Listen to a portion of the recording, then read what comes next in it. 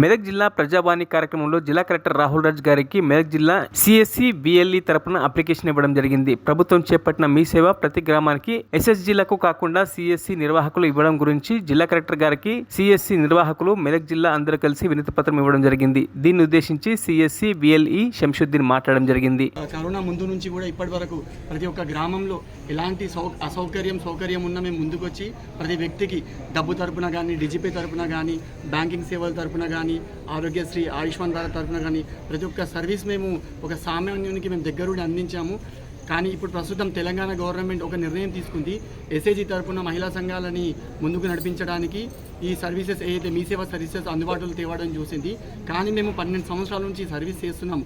ఇప్పుడు మాకు ఆధారం లేకుండా సర్వీస్ వాళ్ళకి ఇస్తుంటే ఇక్కడున్న మహిళలు కానీ, దీన్ని నమ్ముకొని ఉన్న MSc, BSc, BEd, degree, inter చదువుకున్న ప్రతి ఒక్కరు రోడ్డున పడతారు. మా ముఖ్య ఉద్దేశం కలెక్టర్ గారికి విన్నవించుకోవడం ఏంటంటే సిఎస్సి తరపున ఉన్న ప్రతి విలేజ్ లెవెల్ ఎంప్లాయీని గుర్తించి ఈ సర్వీసెస్ మాకు అందించండి. ఈ సర్వీసెస్ మేము ఆల్రెడీ ఎక్స్పీరియన్స్ ఉంది, మా దగ్గర మెటీరియల్ ఉంది, కంప్యూటర్ ఉంది, అవగాహన ఉంది, డిజిటల్గా ప్రతి సేవ చేయడానికి మేము ముందుకున్నాం. మమ్మల్ని గుర్తించి సేవ వాళ్ళకి కాకుండా మాకు ఇవ్వడానికి ముందుకు జరిపించి వాళ్ళ ప్రభుత్వ నిర్ణయం హర్షణీయం.